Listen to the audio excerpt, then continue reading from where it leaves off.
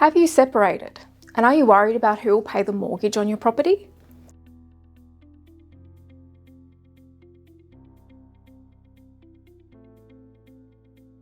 Hi, I'm Jennifer Sorensen. I'm a family lawyer here at Turnbull Hill Lawyers, and I'm here today to talk to you about paying the mortgage after a separation. A separation often causes confusion and upset for both parties. This can lead to issues surrounding the payment of your existing debts and how your property will be divided. When considering who pays the mortgage after separation, some common problems are: the person who leaves the property may not be able to afford to pay the mortgage because they're now paying rent on a new premises, child support, and their own living expenses. The person who leaves the property may be able to afford to pay the mortgage but chooses not to. The person remaining at the house might have the primary care of the children, not be working or only working part-time, and isn't able to afford to pay the mortgage. Importantly, despite these problems, your bank wants the mortgage payments to be made. Your bank doesn't care who pays the mortgage, you're each liable for 100% of the mortgage payments. If the payments are not made, then you may end up with a bad credit rating, and the bank may take enforcement action against you, including selling the property.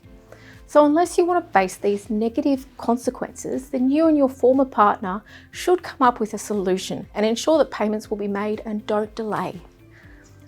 I have come up with 6 practical solutions regarding paying your mortgage after separation. 1. Talk and come to an agreement. Discuss the issue with your former partner and attempt to reach agreement about how the mortgage will be paid. If the person remaining in the home can afford to meet the mortgage costs, then it could be sensible that they meet the mortgage costs pending your property settlement.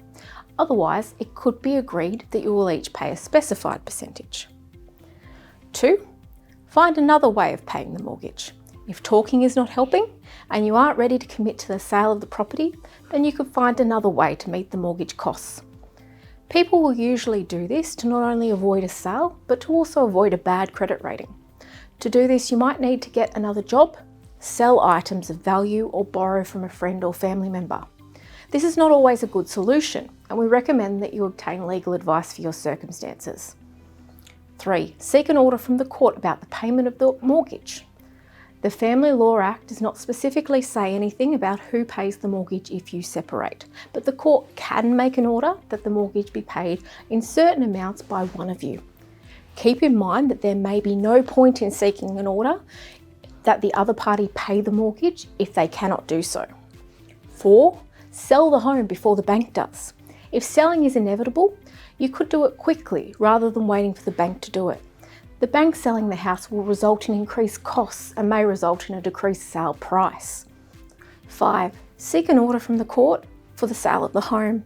If you've left the house, the mortgage is not being paid, and your spouse does not agree to sell the house, then you could also apply to the court for an order that the house be sold.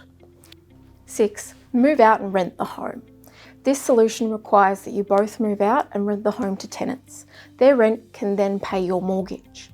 To do this, you should not only get legal advice, but also financial and tax advice about the implications of this. Regardless of the option you choose, you should seek advice specific to your situation. If you have any questions about paying your mortgage after separation, then please don't hesitate to contact the Family Law team at Turnbull Hill Lawyers.